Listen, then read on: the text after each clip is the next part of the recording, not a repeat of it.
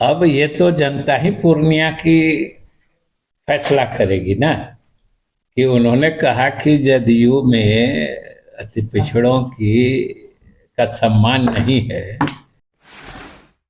तो आखिर उनको विधायक बना के मंत्री किस पार्टी ने बनाया था, ये तो उन्हीं से पूछिएगा।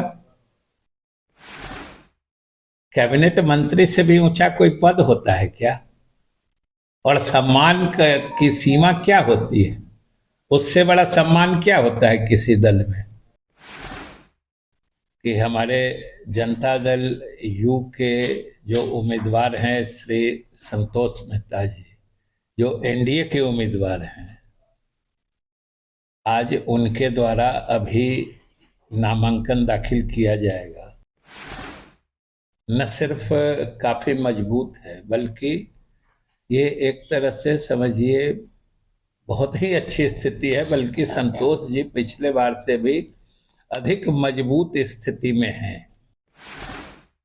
पिछले बार तो थोड़ी कसक रह गई थी कि 40 में से 39 ही जीत पाए थे। इस बार जो दिख रहा है उस हिसाब से 40 में 40 वाली स्थिति दिखती है।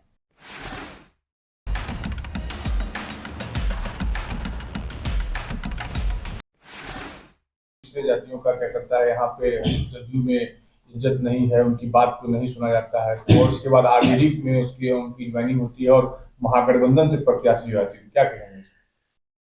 अब ये तो जनता ही पूर्णिया की फैसला करेगी ना कि उन्होंने कहा कि जदयू में अति पिछड़ों की का सम्मान नहीं है।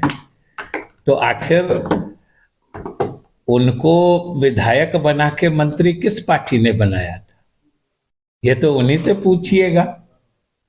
और विधायक बना के दो दो तीन तीन बार कैबिनेट मंत्री से भी ऊंचा कोई पद होता है क्या? और सम्मान की सीमा क्या होती है? उससे बड़ा सम्मान क्या होता है किसी दल में जो उनको मिला है? और उन्होंने अगर इसके बावजूद ये फैसला किया है तो ये तो न्याय जनता ही करेगी कि हमारे जनता दल यू के जो उम्मीदवार हैं श्री संतोष मेहता जी, जो एनडीए के उम्मीदवार हैं, आज उनके द्वारा अभी नामांकन दाखिल किया जाएगा। उसी सिलसिले में हम सब लोग आज पूर्णिया पहुंचे हैं और उनके साथ अभी नामांकन दाखिल करने में हम लोग सभी उनके साथ होंगे। कल ही शाम को हम इस सिलसिले में पूर्णिया पहुंचे हैं और कल शाम से ही जो हमको चाहे एनडीए के अलग अलग घटक दलों के जो कार्यकर्ता नेता हैं या फिर जो आम लोगों से, आम नागरिकों से जो बातचीत हुई है, उस हिसाब से एनडीए की स्थिति न सिर्फ काफी मजबूत है बल्कि ये एक तरह से समझिए बहुत ही अच्छी स्थिति है, बल्कि संतोष जी पिछले बार से भी अधिक मजबूत स्थिति में हैं। और यह स्वाभाविक भी है क्योंकि आज चाहे देश हो या प्रदेश हो, जो स्थिति है और जो एनडीए गठबंधन के दोनों मुख्य दल बिहार के सिलसिले में है, भाजपा और जदयू। हालांकि हमारे साथ फिर लोजपा रामविलास जी और हम पार्टी भी है, रालो मोर्चा भी है, सभी दल हैं। सभी दलों की ताकत से ये एक तरह से अनबीटेबल हो गया है।